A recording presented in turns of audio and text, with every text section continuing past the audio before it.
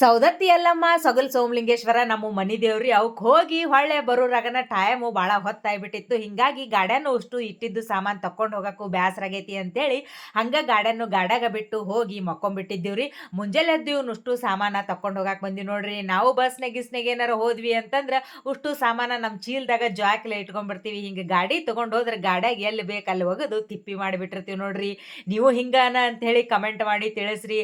ಆಮೇಲೆ ಹುಡುಗರ್ನ ಸಾಲಿಗೆ ಕಳಿಸಿ ಅಡಿಗೆ ಕೆಲಸ ಎಲ್ಲ ಮುಗಿಸ್ಕೊಂಡು ಒಂದ್ ಸ್ವಲ್ಪ ಕೆನಿನ ಮಿಕ್ಸಿ ಮಾಡಿ ಬೆನ್ನಿ ತೆಗಿಯೋದಿತ್ರಿ. ಹಿಂಗಾಗಿ ಬೆನ್ನಿನೂ ಮಾಡ್ಕೊಂಡ್ ನೋಡ್ರಿ. ಅದ ಕೈಲೆ ಬೆನ್ನಿ ಕಾಸಾಕಿಟ್ಟು ಫ್ರಿಜ್ನು ಸ್ವಲ್ಪ ಹೊಲಸಾಗಿತ್ರಿ. ಹಿಂಗಾಗಿ ಒಳಗಿನ ಗ್ಲಾಸು ಮತ್ತು ಪ್ಲಾಸ್ಟಿಕ್ ರ್ಯಾಕ್ಸು ಅವನಷ್ಟು ತೆಗೆದು ಸ್ವಚ್ಛಗ ತೊಳೆದಿಟ್ಟು ಫ್ರಿಜ್ನು ಪೂರ್ತಿ ಚಂದಾಗ ಒರೆಸಿ ಡೀಪ್ ಕ್ಲೀನ್ ಮಾಡಿದ್ ನೋಡ್ರಿ. ಊರಿಗೆ ಹೋಗಿ ಬಂದಿದ್ವಿ, ಕೆಟ್ಟ ಬ್ಯಾಸರ ಆಗಿತ್ತು. ಅಡಿಗೆ ಮಾಡಿ ಸುಮ್ಮ ಮೊಕ್ಕೊಂಡ್ರಾತು ಅಂತ ಹೇಳಿ ವಿಚಾರ ಮಾಡಿದ್ದೀನ್ರಿ.